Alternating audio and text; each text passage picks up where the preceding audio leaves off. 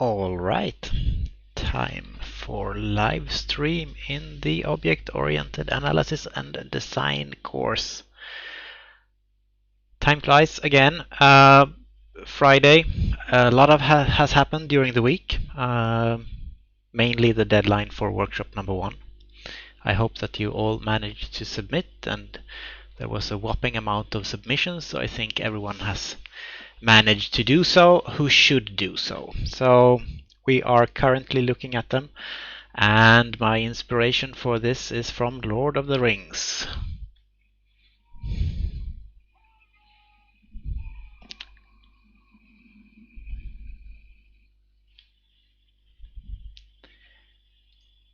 Jokes aside, I think we are at about 30% done, so making good progress, but there is still a while to go.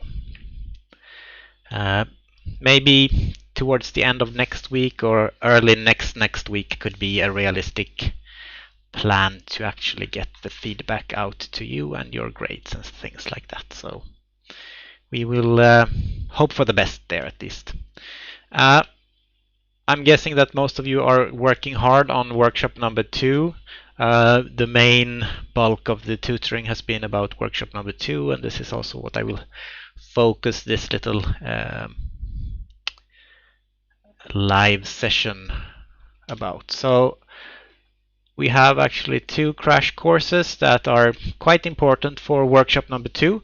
The software architecture one, basically talking a little bit about the model view separation principle, which is what you are supposed to follow during the workshop number 2, and you should have at least a good idea of how to structure things and some of the common mistakes that you face when trying to separate the model or business rules from the view side, the user interface side. And we also have the UML design class diagram notation crash course, which basically is about how can code be translated into a diagram and vice versa. What are the relations that you are supposed to know? And basically we have 4 of them. It's the dependency relation, it's generalization specialization, aka inheritance. We have interface fulfillment or realization, and we have the association. So those 4 you are supposed to know, what they look like in UML, and how they also are implemented in an object-oriented programming language. And when you know that, it is quite easy actually to create class diagrams that are conformant to the implementation and vice versa. So take a look at those two crash courses if you have not done so already, and I hope that things will be a little bit more clear during the workshop. And also, workshop number 1 is now done. Workshop number 2 should be handed in on October 1st for the peer review, and the peer review system is open, so you can already check that you have access. And one thing to note is that in some implementations, the executable file or executable version of the system that you create can become very, very large. And then it's okay to provide a download link to some where you have uploaded this executable version. But I think the source code and the diagrams should fit within the 5 megabyte limit that we have. So that is something that to think about. If you try to upload something very large, there is a high chance that you will get some form of error. All right, let me know ASAP if you haven't got access to the peer review system, so I can add you as soon as possible. Also, if you feel that you cannot finish the application until the peer review deadline, it's fine. Send in what you have. I urge you to focus on the things that you think are hard. So if you are really insecure about class diagrams, do some coding, do a class diagram that you think conform to the code, and send that in. And then make a README for the reviewer so that they know that maybe 80% of the functionality isn't really there, but there is some source code, there is a class diagram, and these should be checked then. And also, if you get such a submission later when you review, keep in mind that not everyone has had the opportunity to finish the whole workshop when you give them feedback.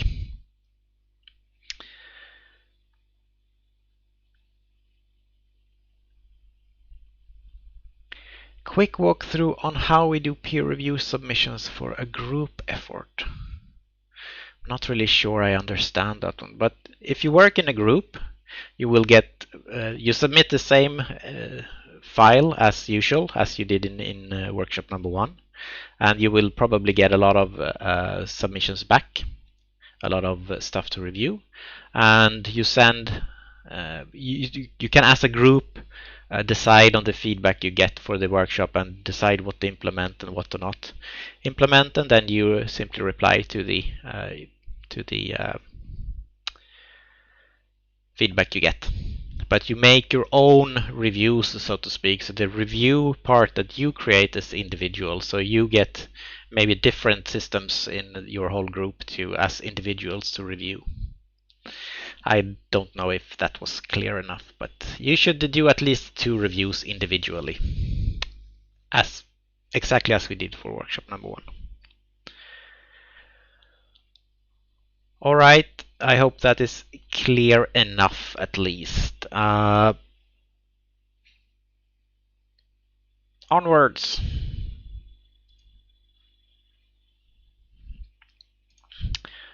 So one thing that I noticed in many of the tutoring sessions that I've had is that a lot of your source code suffer from this problem of hidden dependencies, and this is maybe not explicitly mentioned as a lecture in the course, but it is discussed a little here and there. So I think I should kind of like take the opportunity to talk a little bit about hidden dependencies and the major cause of them, at least in this workshop. So we all know about the dependencies in our normal code. So for example, if a class inherits from another class, we can say that in the most general sense, the subclass is dependent on the superclass. The same way with if we have an association, we can say that the source of the association is dependent on the target. The dependency is really the UML catch-all relation between classes. So hidden dependencies is then a dependency that actually exists, but it's not really an attribute that would indicate association. It's not really a parameter with a type to an operation that would indicate a normal dependency. It's not really a local variable that also would indicate a dependency, or a return type that would indicate a dependency. And it's of course not inheritance or realization either, because all of those are explicit dependencies that are often a part of the syntax of the language that we use to implement things in. And having the dependencies as part of the syntax has major advantages. For example, if we are using a compiled language, the compiler will find these problems if they exist and say, hey, you try to have a parameter with this name, that class doesn't exist, or this operation doesn't exist, or this constant doesn't exist. So you cannot really compile the system, and consequently you cannot ship a system that doesn't work. So explicit dependencies are good. We should of course try to have them minimized as much as possible, but creating a system completely without dependencies is impossible, as this would be a very, very small system or a very, very strange system. So we should strive to make our dependencies explicit. So what could then be these hidden dependencies? And basically the major source of hidden dependencies in workshop number 2 is that you hard code constants in some way. So in one place in the application I hard code a 1, and in some other place I hard code a 1. And these two numbers must be the same, or the application will not work. For the compiler, these are simple integers, and it won't know if you typed 2 in one part of the source code or typed 3 in another. So the compiler won't really help you. Basically, the most common place for this is between the views and the controllers, because you have some menu in the view and it says press 1 to add a new member, press 2 to delete a member, or whatnot.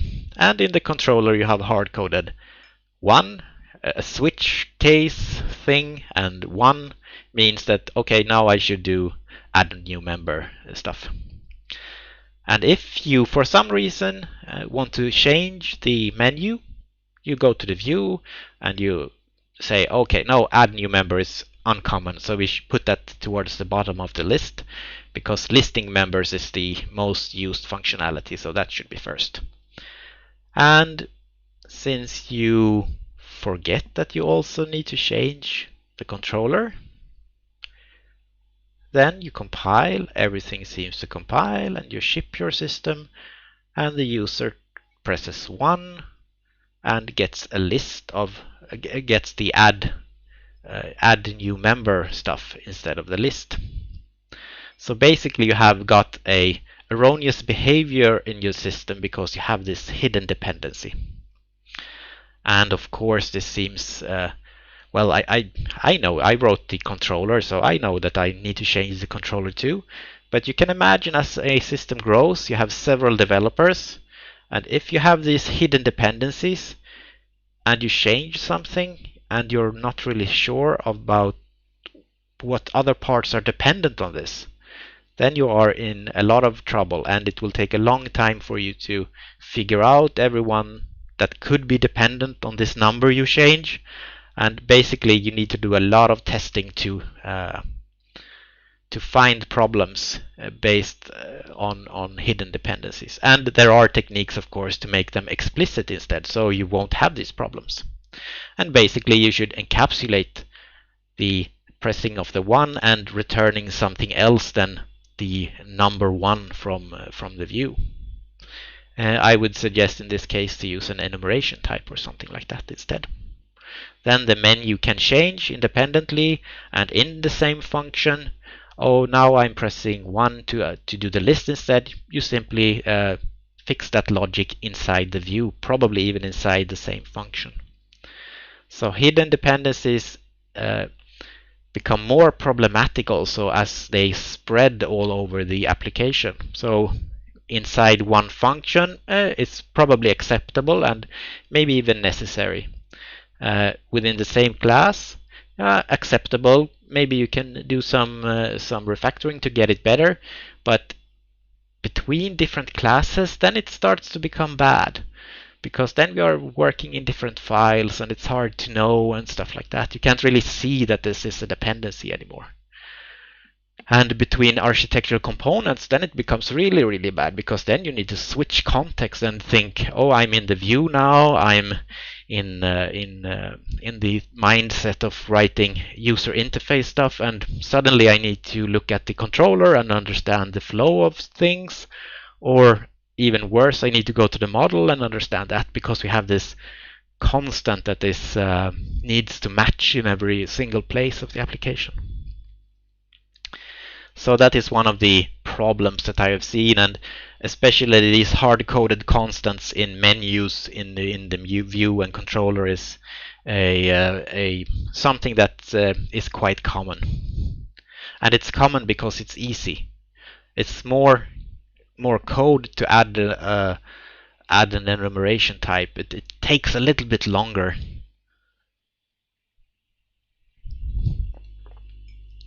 And this ties into something called technical debt or design erosion.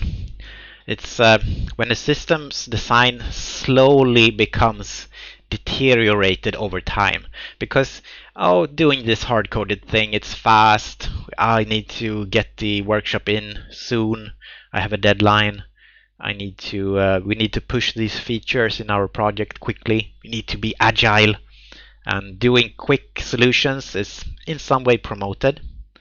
And this can lead to bad decisions, and one little bad decision isn't that bad, but over time these accumulate. And you can imagine having several constants floating around in your application, and you try to maybe, I can use search and replace, but some of these constants are not supposed to change and others are supposed to change, and things will become really, really messy. And this is called design erosion or technical debt. You can take a little shortcut, but someday later you will need to repay this. Either by going slower, suddenly the system is very, very hard to change. It's very hard to add new stuff to it. So you need to do a lot of refactoring. So there will be an added cost to this. It also ties into this theory of the broken window theory. It's a theory from criminology, but that's not really the case in source code. The idea is that if you do a quick and ugly hack of sort, other developers will also see this and think that, okay, I can do that too then. So the idea is that small bad design decisions tend to spread in a group project. So suddenly everyone is doing these little small hacks and things become worse quite quickly. And if we have these problems, suddenly maybe the architectural components are not as they should be. For example, the view starts to or the model starts to depend on the view, but because these dependencies are hidden, it's not really something that is seen in a class diagram, for example. And this leads us to architectural conformance checking, where you input the source code in some kind of tool and you input the architectural model in the tool, and the source code is analyzed and you check if it's conformant to the architectural model. And that is part of my research area, really. So in reality, you may need to take shortcuts sometimes, but you should always be aware of the consequences of these shortcuts. And if you do a class diagram, for example, and you know that you have added a hidden dependency, please add the dependency to the class diagram also. At least document it in the source code that, okay, this is something that we should look out for. We shouldn't really do this. This needs to be fixed in some way at a later stage. Sometimes you are so pressed for time that you need to do quick and dirty things, but don't let it become a habit, and realize that you will be adding to this technical debt that needs to be repaid sometime. And quick and dirty hacks tend to spread in a project, so watch out for that. In the course, of course, you shouldn't have any hidden dependencies. I cannot really see the need for them in the project as it is right now in the workshop. So that is something that you will get penalized for, of course. In some really rare cases, you kind of like need hidden dependencies. Could for example think about a communication protocol implemented in 2 different languages, and then you have a bunch of documentation instead to document that, oh, you must send the strings over the network in this way and things like that. HTTP protocol, for example, WebSockets and things like that. Then you kind of like have a documentation that tries at least to take care of these dependencies and make things conform to the specification of the protocol instead. In those cases, it's very hard to not see the dependencies as hidden per se. But as I said, in your small workshops right now, if you hard code a constant, if you add a constant in your code, think twice, because you are probably adding a hidden dependency.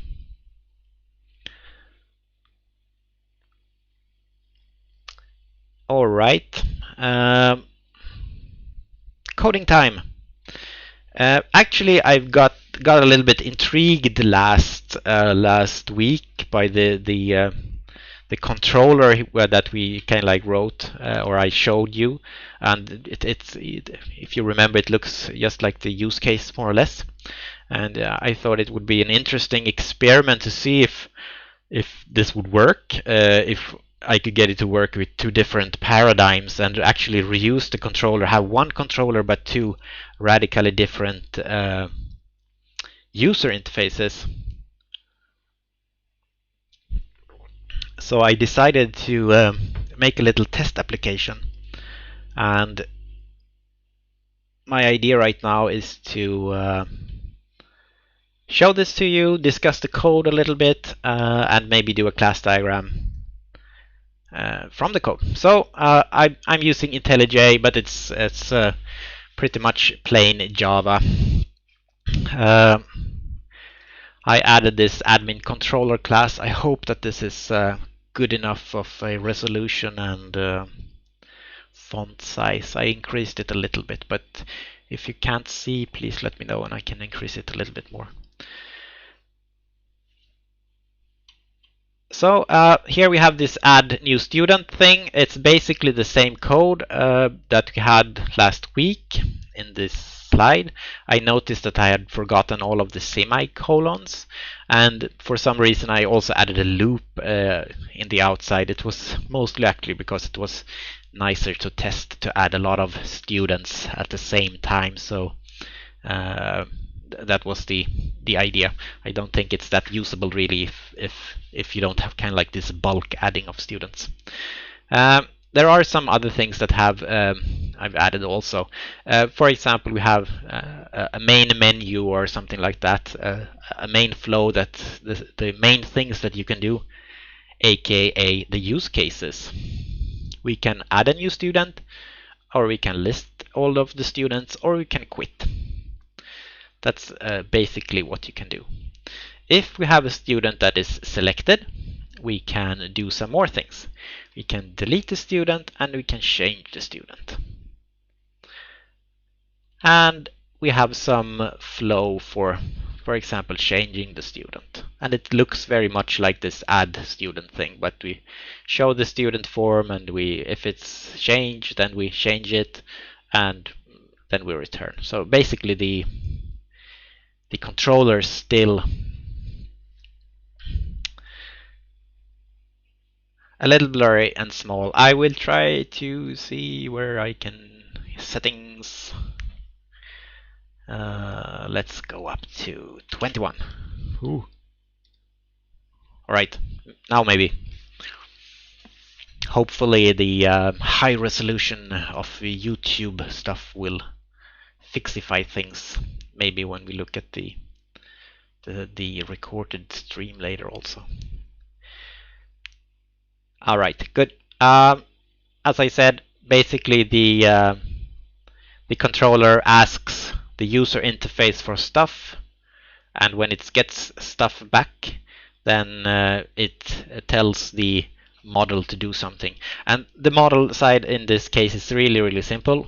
There is a simple registry class where you can add a new student with a name and an email address. There is no validation or anything here right now.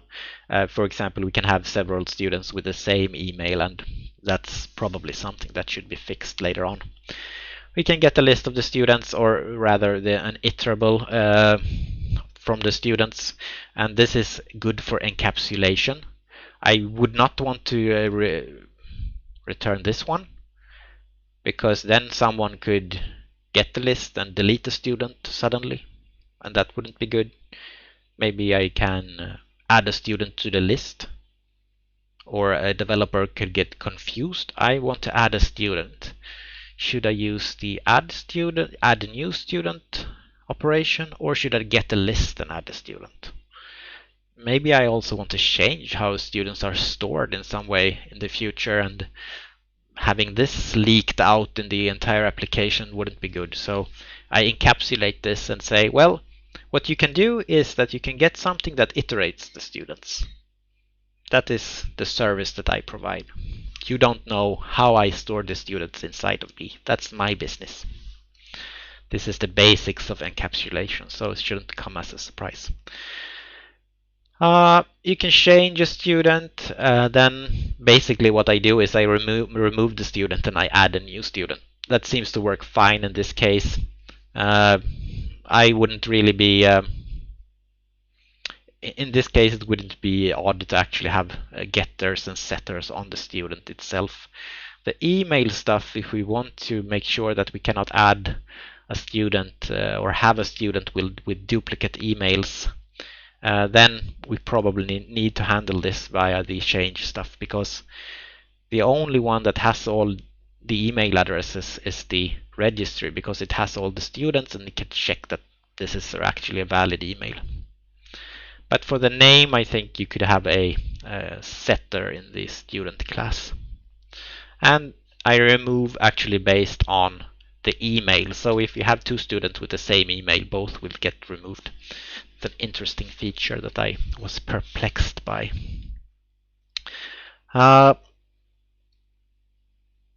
Student class, really simple. Name, email, constructor that takes these as, and you can get them. So nothing more fancy than that. I would actually suppose that having this as a string is not that good. An email is something better than a string, so to say, but this will suffice for now, especially as we don't have any validation here. Would it be possible to get the code on GitHub for better understanding? I will post the code on GitHub, but I won't do it right now, because mainly because this is way more advanced than the stuff you need to do for workshop number 2 in the view. So I'm afraid that people will maybe try to copy this, and it will just be a mess. But soon it will be available on GitHub. So the controller is quite, it's some code, not super much, but it's soon 100 lines. The model is super simple. It's kind of like 50 lines of code maybe. Then we come to the view. Uh, sure, we can look at the menu selection logic. uh, so my experiment was about actually having two different, radically different types of views, and maybe I should just look at the application when it runs right now. Let's see. You get a small menu here, and you can add a new student. Let's say we add Y and Y, empty ones, and we can list the students. I've actually hard-coded a couple of students in the registry already so that we have something to work with, but you can see that the new student Y was added there. If I select the student, let's select Y, I can change the student. It should now be named YY and have YY as email. And I can return, and I can see that I have YY, and we can select it again, and we can delete it. And it's deleted. So let's go back, and finally I can quit. So that's basically what you can do in this little registry.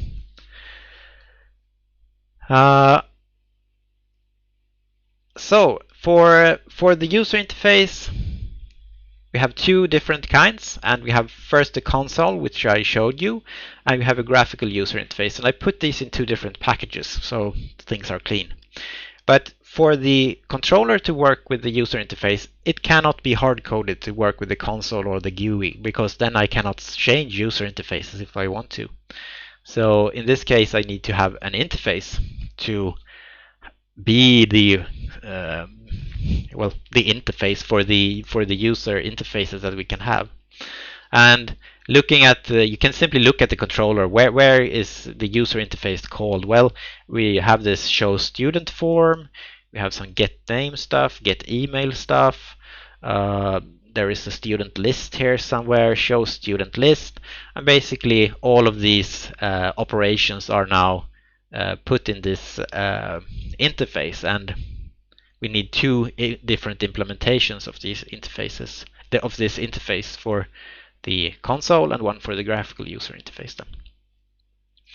And basically we feed it the information that it needs. So if I want to show a student, then well, I need to send it a selected student. If I want to show a student list, well, here is the list of students that you should show. All right. So for the console, this is quite straightforward. For example, the show student form clears the screen. It prints something. If this selected student is null, then we're trying to add a new student. Otherwise, we are changing a student. And basically, it prompts for input, which reads the input and then and it stores the name and email, so it later can be accessed from the controller. Get a little confirmation when the student was added. We can show the list of student that basically iterates the list and prints the list.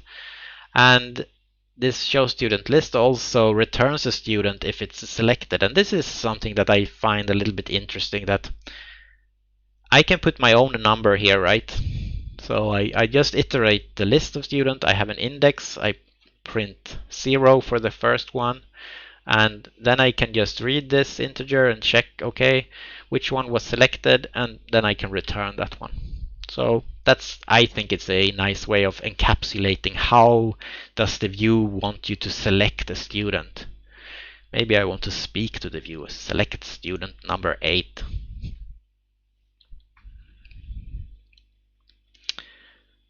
And I don't really need to query the model for knowing what student is selected, and that's a good thing.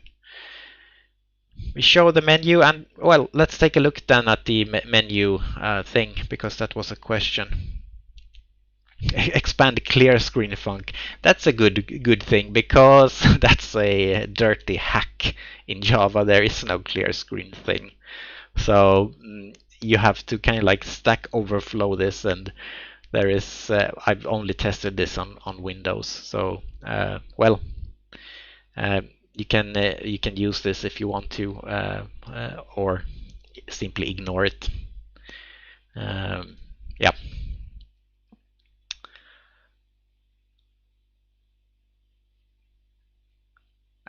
But that only works if you use the proper console. It doesn't work in the IntelliJ console also. So it's a bit of a hack, I guess.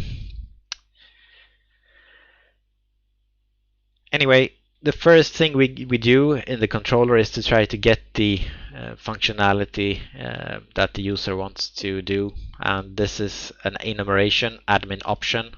So we can list all the students, we can add a new student, or we can quit. And basically this get admin options is supposed to return what the user wants to do. And in the console, I clear the screen, I print the menu, I wait for a choice, and I check the choice and I return the proper value. So if I want to change this to 5 instead, the change is localized here. So I need to change this to 5 and this to 5. So these two are dependent on each other. But as we are within the same function, it's not a huge problem. I don't need to change anything in the controller or anywhere else. The change is localized to this operation. You can use constant variables instead of enums. That shouldn't be a problem. I'm not really sure about how Java handles constant variables, really. There is a risk that you can change them, possibly.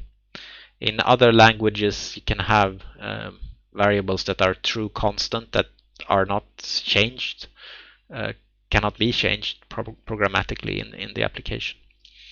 You can also do kind of like query functions and stuff like that. So enumerations are not the only way.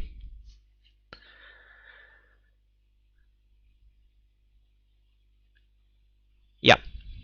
So enumerations are not the only way. So it's my preferred choice to do this. I think it's a natural choice in this case, but there are other ways to avoid this hard-coded constants at least.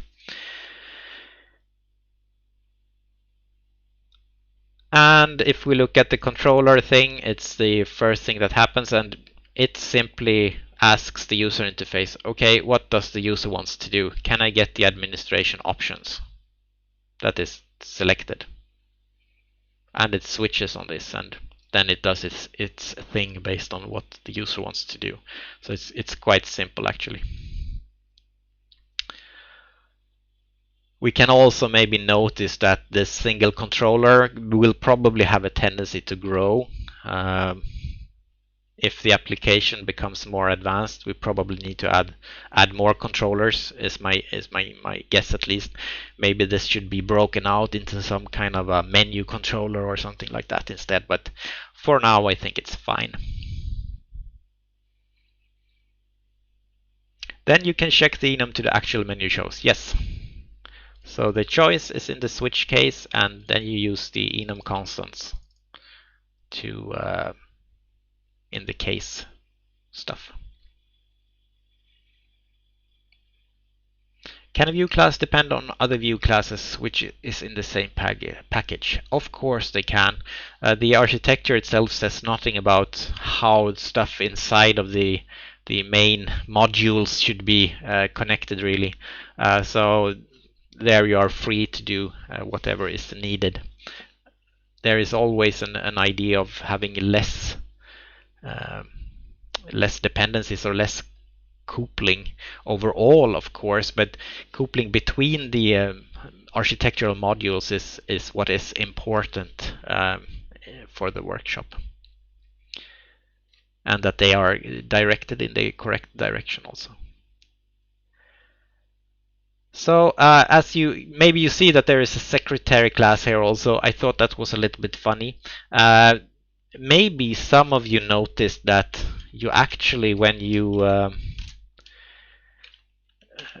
list the students and you select a student and you change a student, you actually get the name of the student written here. So B, C, D, E, F, G, H, bonk, bonk. So if I want to change it again, you get the name already typed.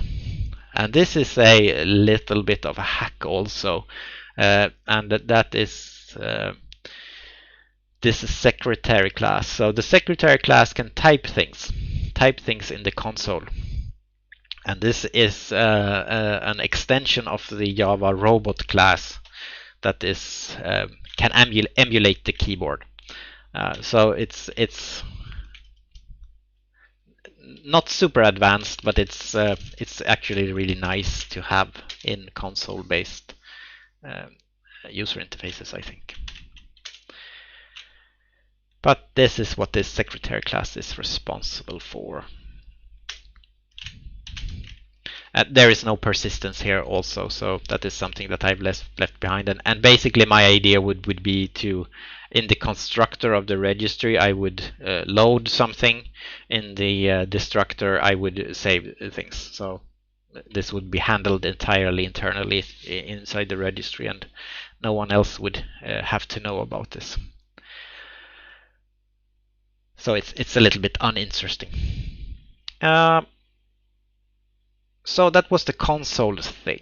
So then I actually started on a Swing user interface, and if you have used Swing, it's well, maybe not the most modern graphical user interface, but it's at least quite easy to work with, and you can work with it programmatically. And there is a lot of work to be done to get this to work nicely and things like that. But basically we can let's see, like that. So you can start the application using another graphical user interface, so simply another main function. And in this case you get the nice little menu as buttons. So we can list all of the students, we can change a student, CC, and it's changed, and we can delete a student. Plop. And we can go back. And we can add a student.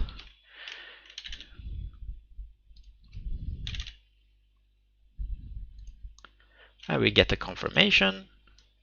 We can add several then, of course, but that's not really that nice.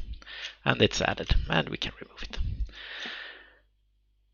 So yeah, there's a lot of to be said about this graphical user interface, and it should of course be much nicer. And you can spend so much time on a user interface; it's ridiculous.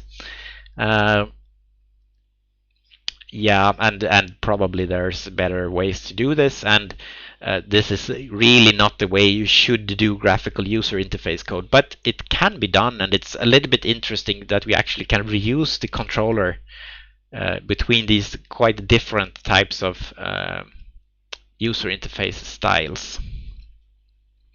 In this case, we have another kind of like user interface, and you can see here that we have a lot of more code. So we have 4 classes suddenly. We have one that represents the main frame, or really holds the main frame, and that starts to become some lines of code here. Then we have a student form class. That's this input of email and or changing of email and name. And also here you see that it's quite a lot of code. And oops, what? We have this menu thingamajig, not that much code, but anyway. And we finally have the student list. That also starts to become quite a lot of code, and I'm no expert in writing kind of like these user interfaces at all, so there's probably things that could be done a lot better here, and probably the usability of this application, maybe the menu stuff should maybe be a menu instead of this 3 buttons and things like that. But the idea is to show the principle. And one major thing in the major change actually from having this console-based interface is that we need threading to handle the graphical user interface, because the controller runs in one thread, the main program thread, and when it comes to something, it wants some input. For example, in the menu, now I want the menu input. Now I want this. Show the menu, and I want the input that I want to know what the user wants to do. Then this thread needs to stop here. And if we stop the thread, the user interface will freeze. So the user interface needs to run in its own thread. And that is maybe the main thing about having this graphical user interface. So basically it runs in its own thread like this. So the user interface is created in its own thread, and it runs in its own thread. And when it wants to, when you want to do something, so let's take this one for example. Basically, what happens with the controller thread is that it sleeps for a little while, and it checks if the user has made a selection, and if it hasn't, then it just sleeps a little more. So it kind of like checks all the time if the user interface has done something. And this is a little bit dodgy from a user, from a coding perspective really. The graphical user interfaces are not really meant to do this, but I needed to do this because I wanted the controller to work, or I would have to write a new controller. So a little bit of a thing that is a consequence of I'm wanting to reuse the controller, and I want the controller to be in charge of what's actually happening here. So that is something to look out for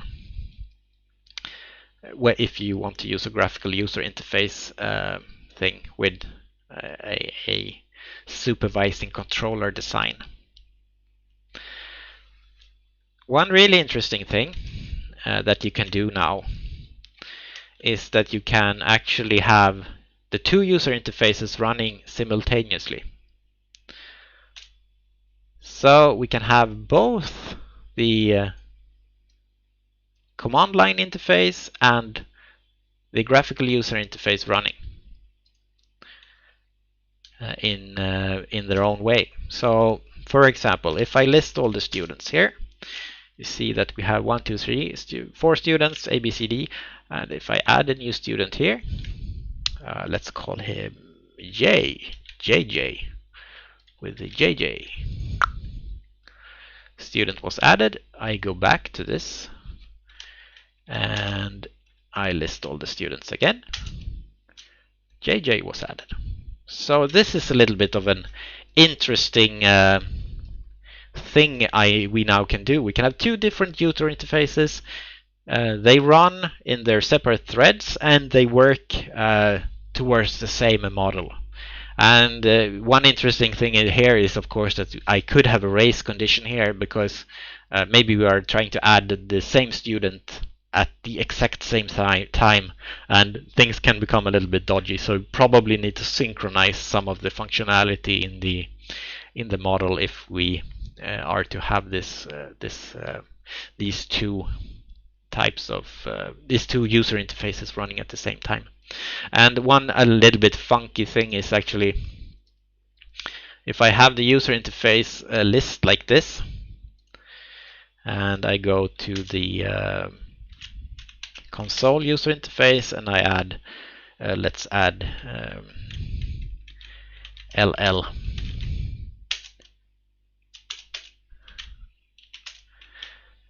We can see that we have added the student here, but since this is a graphical user interface, you would kind of like expect it to be updated if I add a student in the console user interface. And this is something that cannot really be done right now, because this user interface doesn't really know that the student has been added. And this can be solved, for example, by using the observer pattern. So in the model, we could, for example, have define some kind of a listener, and the graphical user interface would then implement this listening interface and be notified when we have a student that is added. And then it would add the student to this list also if it's showing.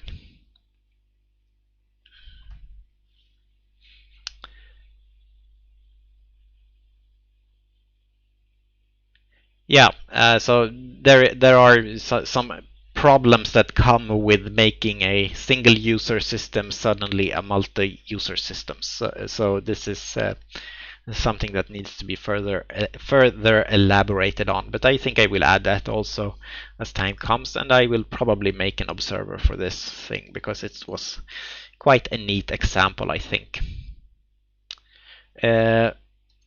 So this is stuff you can do. And also a really interesting thing that could be done is to write a user interface that is actually a WebSocket. And then you could listen for incoming connection in this user interface and create threads for every new connection, and then you could have a user interface based in a web browser. So that is also something that would be actually really interesting to do. So we have gone from a single user console application to a application that has two different user interfaces, and we have reused the model, of course, and the controller. We have gone to a multi-user system on the same computer in some sorts, and now we need to make actually some changes to let the application work in a good way, and it would be interesting to see what changes you would need to do to get a distributed system out of this also. So that is something that I will probably try to do if I get the time. I've never implemented anything with WebSockets, so it seems interesting. I've done something with sockets before in game programming. It's semi-similar to that, it seems, at least. And what you saw later on in the different main functions, I have this main, and this is basically the controller. Well, you start you create a controller, create a registry, create a view. Let's populate the model, and then we let the controller handle the administration options and get the model and the view. And when that is done, the application is done. And in this case, we use the console UI. For the GUI, it looks exactly the same, except we create a GUI UI instead. And for the multi-threaded thing, I needed to create a new little thread and put the model and the view inside the thread, and the first thread uses the console and the second one uses the swing stuff, and every thread has its own controller, and this does the handle admin options. This is running is actually not needed. And then we start the threads, and as long as the threads are alive, the application continues to run. So this could then be extended to have something listening for a WebSocket connection and creating a new controller with the model and the WebSocket view to this controller. In theory, I think it is feasible. It would be an interesting experiment to extend this little application with. But as I said, we probably need to actually do some changes in the model so that it can conform to the new requirements of being a multi-user system suddenly.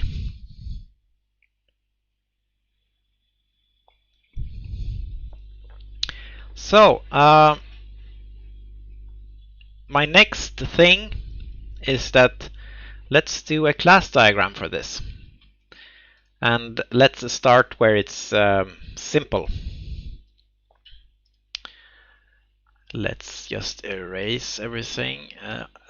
As I told you last week, I have this new little tablet toy, and it's I haven't had the time to practice as much, so bear with me. But you remember we had the model package, we have a controller package. These are quite small. And we have the huge view package. And inside this package we had the registry, right? And we had a student.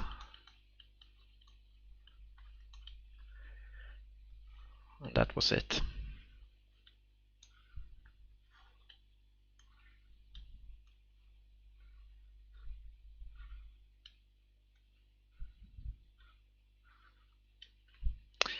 And the registry contained a lot of students. And I guess this was called M students.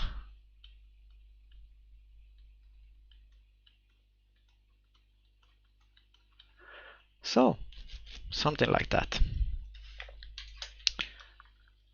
So, let's check the code. Registry, M students. It can contain many. I don't really need to specify how. It's really not that interesting for the design, so I just use this many association there. Oh no, I don't want to do the sequence diagram for this. That will be your homework. Admin controller, we can see that it does not have any attributes in it, so it's just dependencies from this class, and it's dependent on the model registry because we have it as a parameter there, and it's also dependent on student because we have a parameter there. We have return value for the student and stuff like that. So that's dependent on everything inside the model. So let's add it.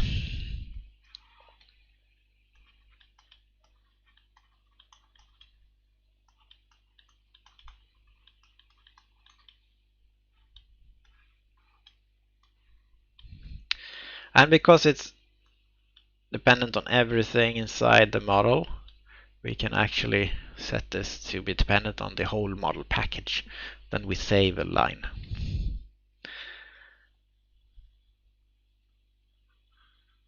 Sequence diagrams are, well, a little bit painful to do actually, so I have a tendency not to use them myself that much.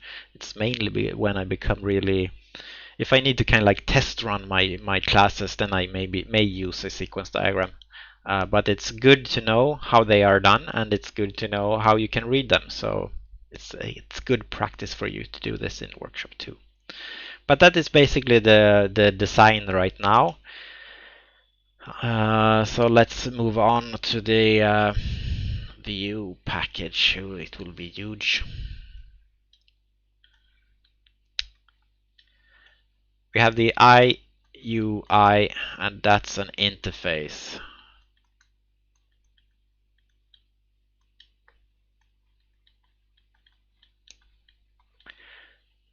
Whoop. And we have the admin options.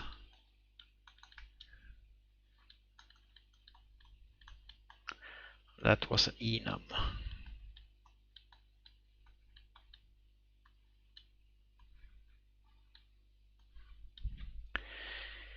And we had something else. Was it student options?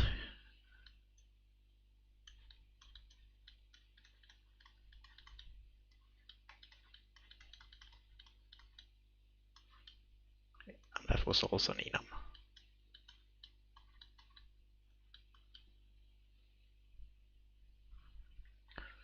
Whoop, something like this, right? Let's check it. So we had student option and admin option, no S. And we had IUI.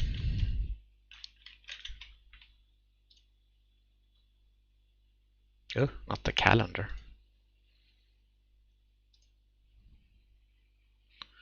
So, okay, let's see if we can erase. Stroke eraser. Options.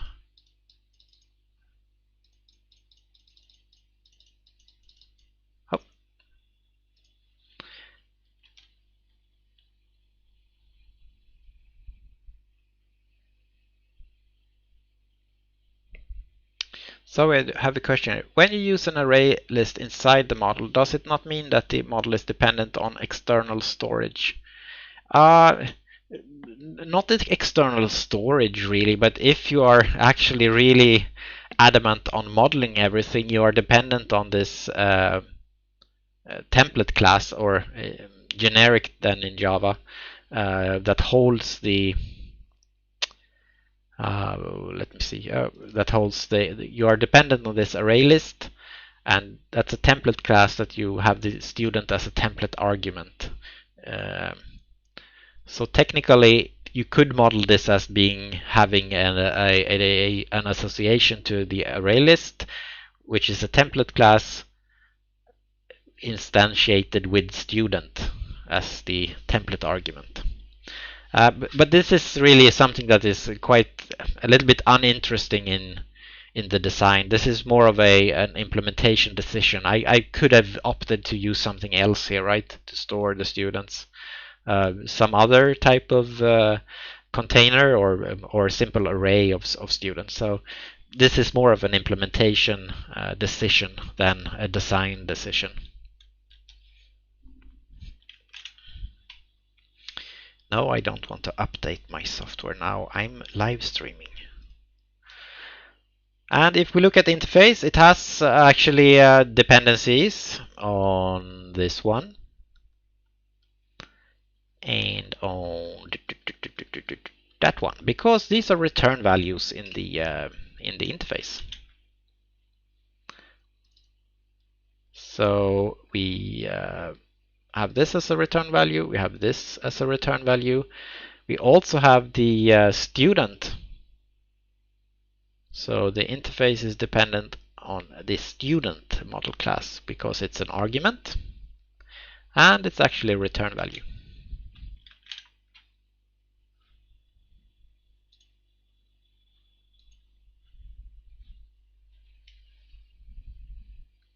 So we have this boop, boop, boop, boop, boop. There we go. So you are free to solve the persistency as you want. I would recommend using an text format of some kind, probably XML or JSON. That would be my choice at least. Then we have two more packages, right? We have console. Let's do it down here.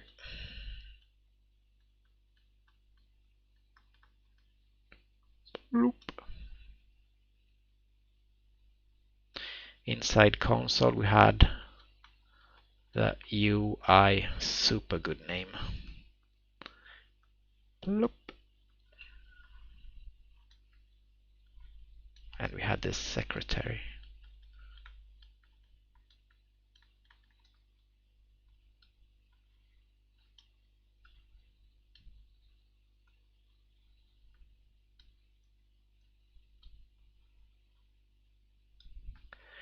And I know the implementation, so I know that this one is dependent on that one.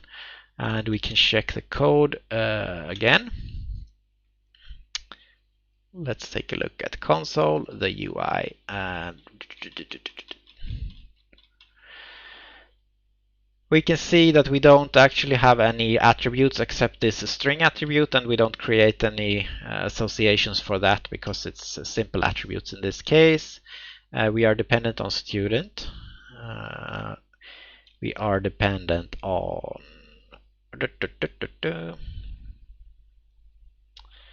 student, student, student.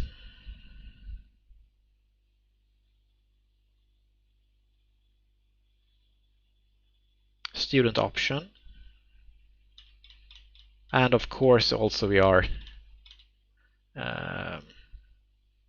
implementing the UI interface, so maybe that's the most important thing here. I'm used to alt tabbing this.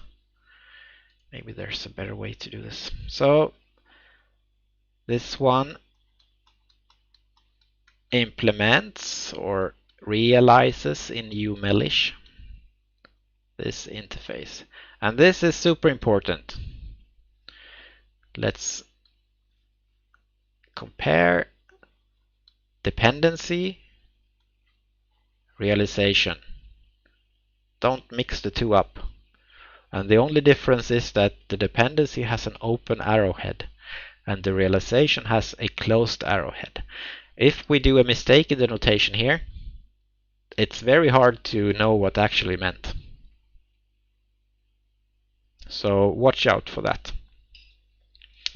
And also because the UI actually implements or realizes this interface, we don't need to add the dependencies that this interface already has. And it already has dependencies to student and to the admin option enum and the student option enum. So we don't need to add any more dependencies for this one. All right, I think actually that's it.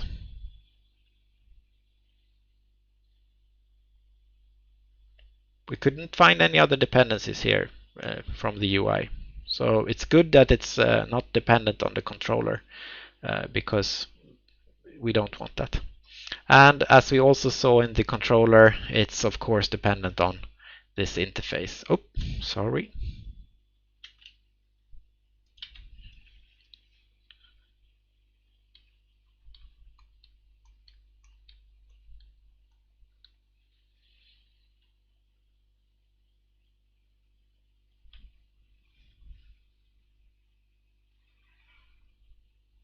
Ooh. And finally we have the GUI package. There we also have this, the UI class, something like this. And basically that is the same thing as this one. It extends the, or it implements the user interface in the UI interface. It realizes that interface. Yes, you can basically think the same way for superclass dependencies for superclasses. And then we had this bunch of other classes, right? I won't really draw them, but you had kind of like four different classes for the different types of panels, I think I called them. We can see here that there were three of them. So we had a new student form, they have the admin options panel and the student list panel.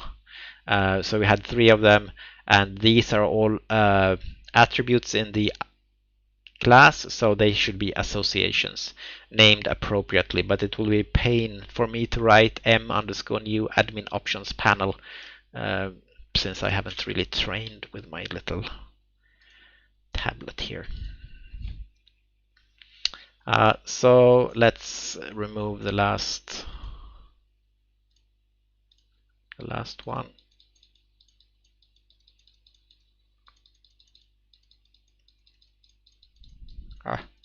Come on. So we have three associations. Boop.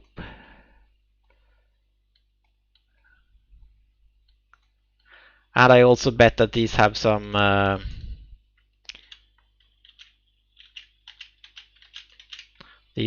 dependencies that we actually should look out for. I'm guessing they have dependencies on student, for example. Maybe not all of them, but at least at least two of them, I think. The list should be dependent on student, and also let's do it in red.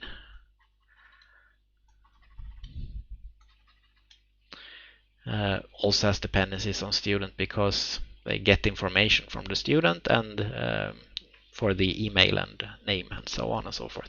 The menu one probably hasn't. Could be that the menu one has the dependency to the options.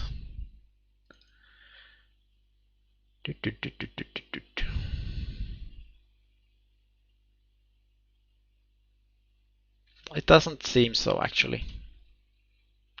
But for example, this new student form definitely has a dependency on a student, so that should be added.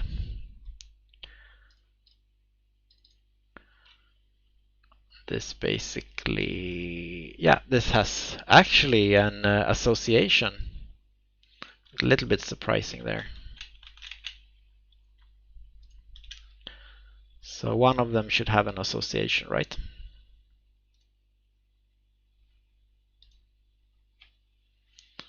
So this one, let's say it's the association to this one, boop.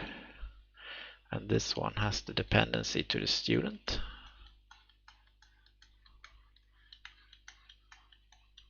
Boop. Something like that.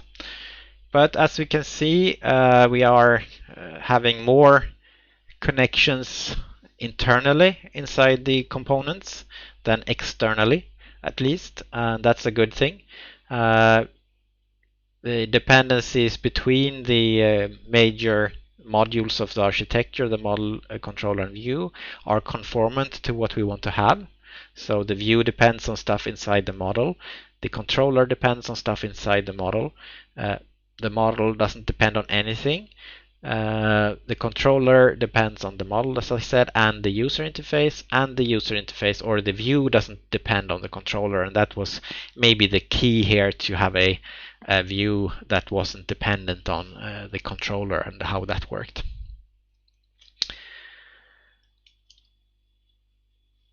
How can we show the dependencies of the class inside the same package in the design? Well, basically this is, let's see, this is an example of that, right? And this is an example. So you simply add the dependency.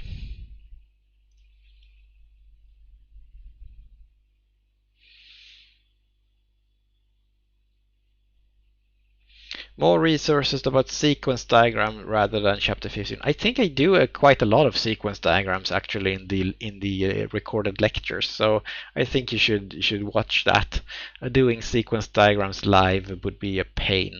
I could maybe try to find something good, but the sequence diagram, if you have the code, it's quite simple because you just follow the calls from the code.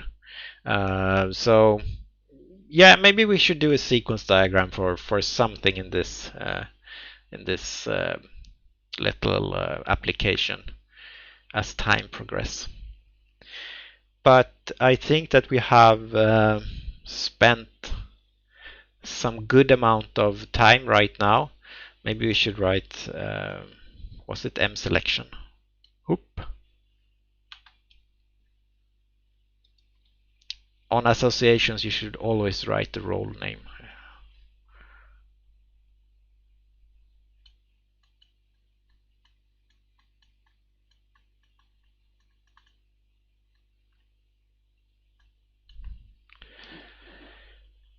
What a beautiful diagram.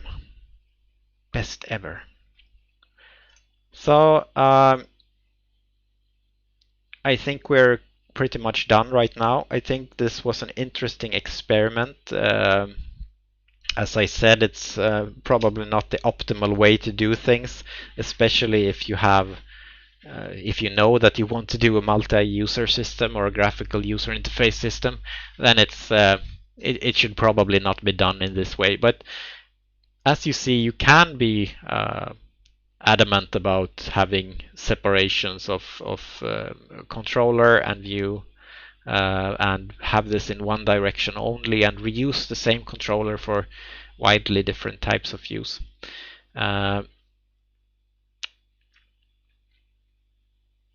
Yeah. Any questions? Everyone wants to go and take the weekend, or everyone wants to dive into their code right now. All right, guys, I think this is it for now. I hope you liked it. I hope that you learned something, and I will publish the code eventually. I think it will be a little bit too much for everyone to try to use this code as it is, as the view is really quite a lot more advanced than you need to have it. So I think that should the view not be dependent on the controller as a principle? No, indeed not. It depends entirely on how you want to do it. So if you use model view controller, you basically have to decide how you want to do that. And sometimes you have different, you have double dependencies between them. For that would be nice. It's definitely bear o'clock. So thanks, guys. I hope I will see you next week, and feel free to post any questions in the Slack channel of the course also. And we will try to push on also with the workshop 1 assessing, but coding is really much more fun. All right, bye bye.